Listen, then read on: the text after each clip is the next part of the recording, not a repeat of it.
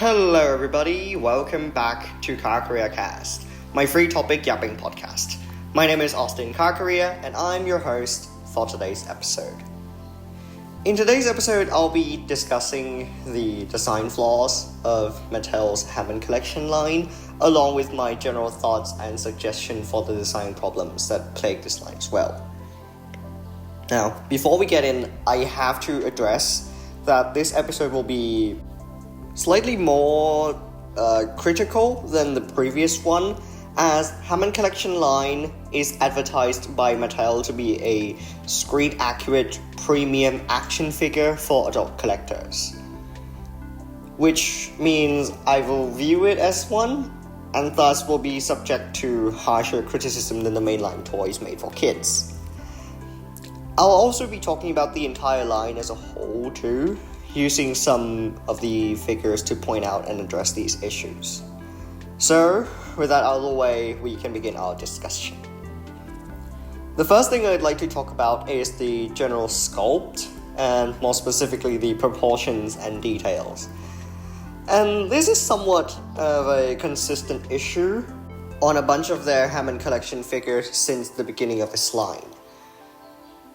The general proportion problems with Mattel figure that are present in some of the older ones include things like the comically huge feet, the proportionally wide hips that makes the dinosaur look awkward, fairly short tail, and the blunt, blocky teeth, which is more common among the earlier one, like the first Jurassic Park Velociraptor or the Tyrannosaurus Rex. Now, this issue has been somewhat fixed in some of their newer releases, especially on the larger figures like Spinosaurus, with that one lining up almost perfectly to the Stan Winston maquette. Well, from the side at least. But a few of the new figures are still suffering from this, as you can see with the Lost World Velociraptor and Sticky Moloch. And while they might look fine enough at a glance, if you look closer and line up with the actual animatronic or CGI model used for the film, you can see that the figure's proportion doesn't really match with the actual dinosaurs. And I think that's a problem on Mattel's part. Now, you may think that this isn't a major issue, and that I'm a little too nitpicky with slight inaccuracies. But I just want to remind you that the Hammond Collection is being marketed as premium collector action figure, similar to stuff like SH Monster Arts, NECA, or Haya figures, which Mattel even doubled down on this by using the quote-unquote true effects tagline for their newer figures. So I think it should be viewed with the same standard and accuracy as the other toy companies making premium collector figures. And I don't think Mattel delivered with this. Aside from the odd proportion on some of their figures, the other sculpt issue also includes anatomical detail that doesn't really make sense, like the ribcage in some of their figures, or the more specific detail on dinosaurs that they did not get right.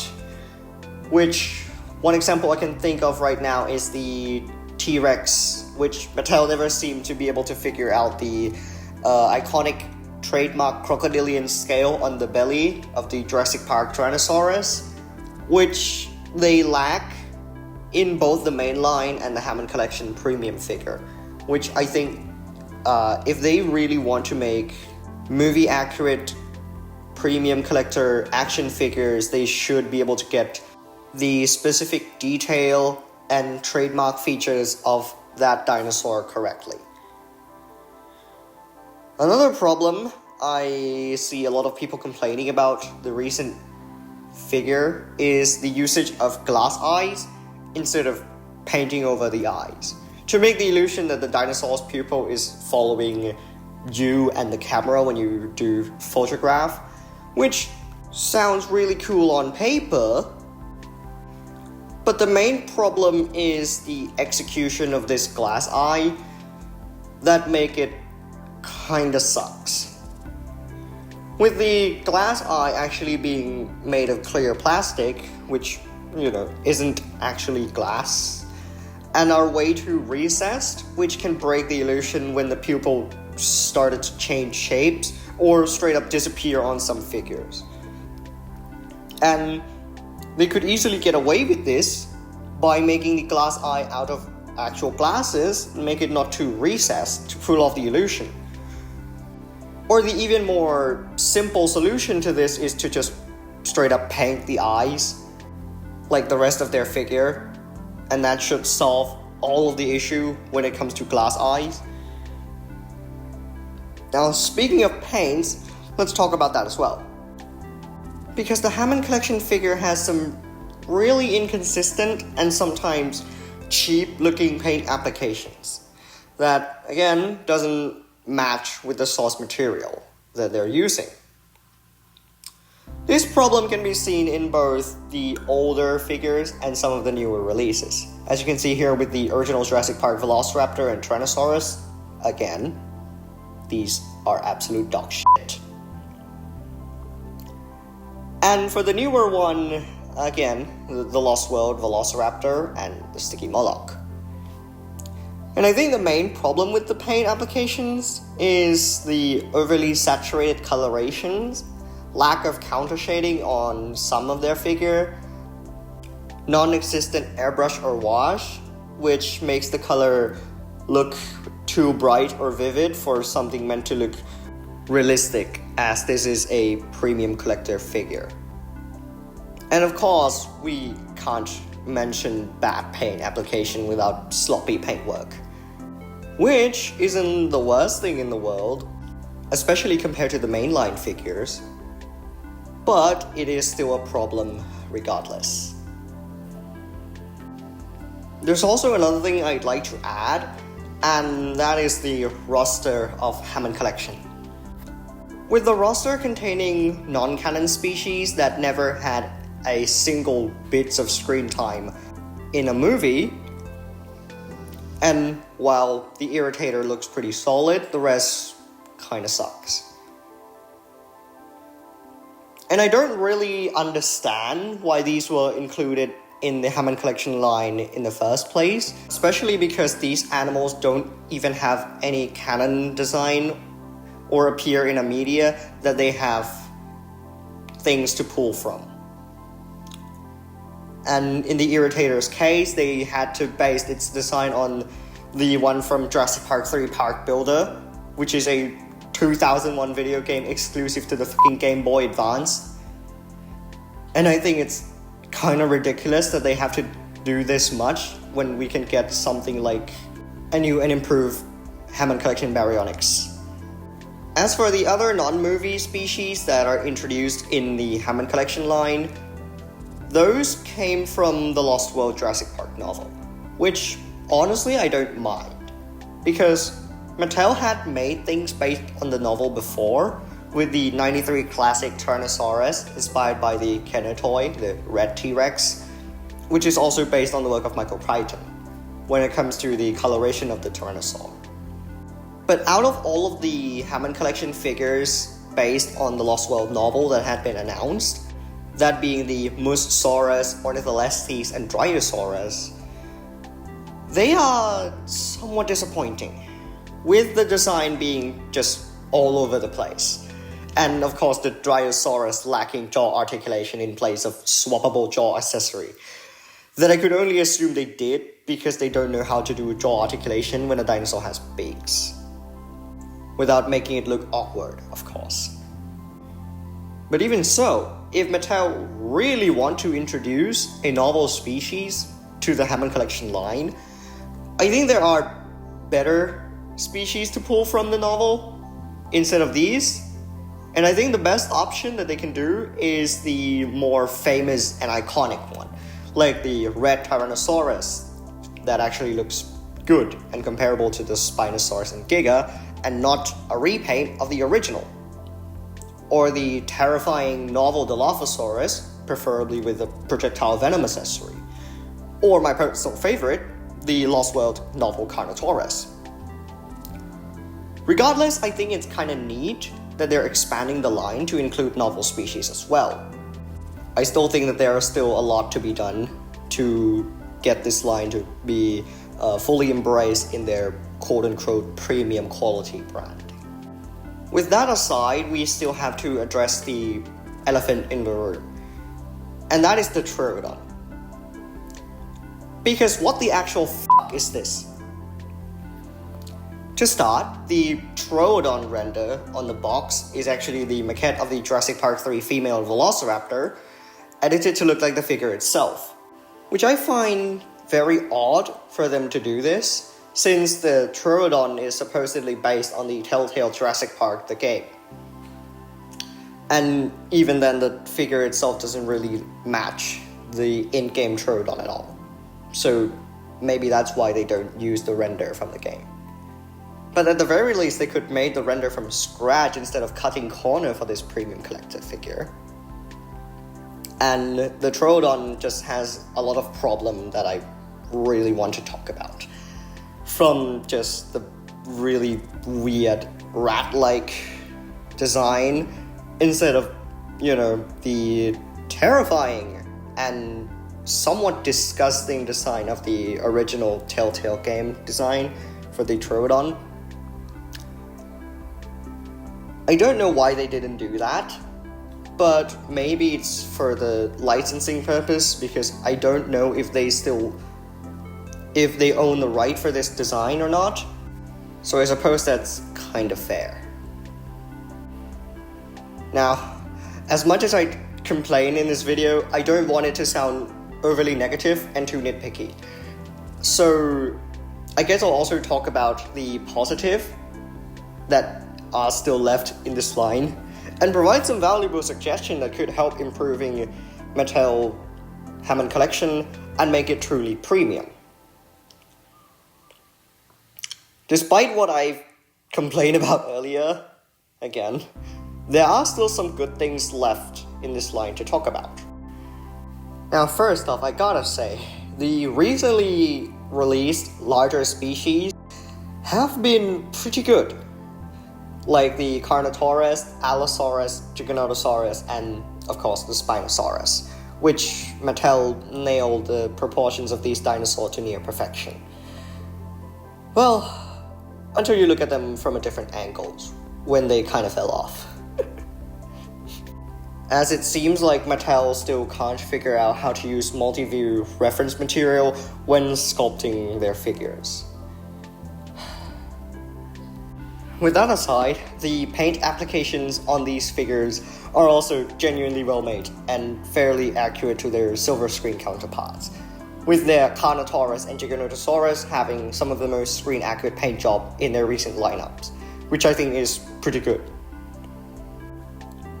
Another positive change that I'm glad Mattel have made in their recent Hammond Collection figures is the usage of separately molded rubber or softer plastic pieces for the dinosaur's teeth, which allows the carnivore theropod to have really sharp teeth that won't hurt or break as easily since they are casted from rubber.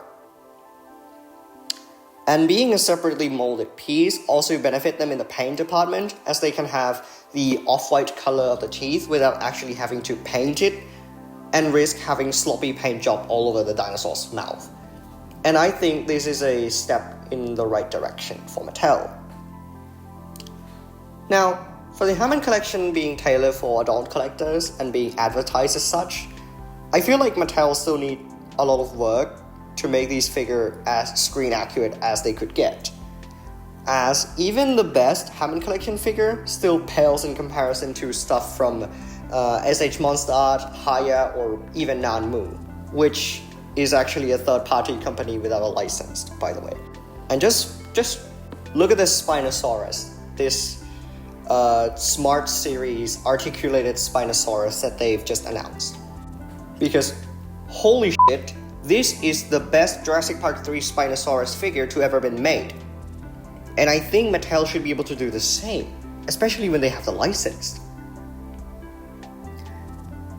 I think the best way to make their premium figures actually stay true to the source material, the true effects premium line, is to, use the source material and follow it accordingly. Mattel has the Jurassic Park/World license. They could just use the ILM model, the CGI model used in the movie, as a base for their products, cater towards adult collector instead of trying to make up shit that vaguely resemble the model itself. And by using the ILM models, Mattel can get the accuracy of their sculpt and detail to the T, as well as the nice thing about having CGI model as a base is that you can turn them around, you can look at them in any angle you want, and so I think it's gonna be a lot easier to nail the proportion if they use the ILM model as a base when producing their figures. They'll also have to consider the joints for articulation in some parts, as that could break the model, make it look awkward, or makes no anatomical sense. And by that, I mean the animal should not be able to move a certain part or move in a certain way. Now, as for the non-canon species that don't have any design pre-established to them, frankly, I don't think they should be included in this line at all. But if they really want to, I don't know, use the Jurassic World evolution model as a reference or something. But it's not just the sculpt that needs improvement. The paint is also somewhat lacking as well, with the recently released or announced figure having really awkward paint job, as you can see with these ones. And there's only really one solution for this, and to just spend more money on the paint. Using techniques like dry brushing or washes to bring out all of the details and make it look more realistic. Because, again, I still need to address this, but Mattel is a multi-million-dollar company, and I feel like spending some extra budget on paint apps wouldn't really hurt their wallet that much. To sum up my thoughts on the Hammond Collection line as a whole, if you can't already tell, I'm not the biggest fan of it. And I don't really have high hopes for the direction that Mattel is heading with this line. And sure, there are some positives, as I've said earlier, but generally speaking, the cons outweigh the pros for the most part. A few of the recently announced or newcomer, mainly just the Spinosaurus and Sinoceratops, to be honest, look fine enough for what they are right now. But they're still not living up to the same premium standard that Mattel has been marketing with the True Effects tagline, which they kept doubling down for the Hammond Collection. With the rest of the roster also being kinda hit or miss, especially for the non-canon or novel species. All I can say is, I don't really know why they have to include these dinosaurs that don't even have screen appearance to base from. Instead of focusing on the movie creatures that a lot of people really want for this line, such as the Indominus Rex, Nasutoceratops, or Quetzalcoatlus, which don't have the Hammond Collection version yet, as of writing this video, among others, as well as also perfecting the sculpt and design when it comes to the Hammond Collection line as a whole. As for the future, I feel like the Hammond Collection will still be a thing, unlike the utter failure of Amber Collection that's just a shitload of Velociraptor repaints and some extra stuff.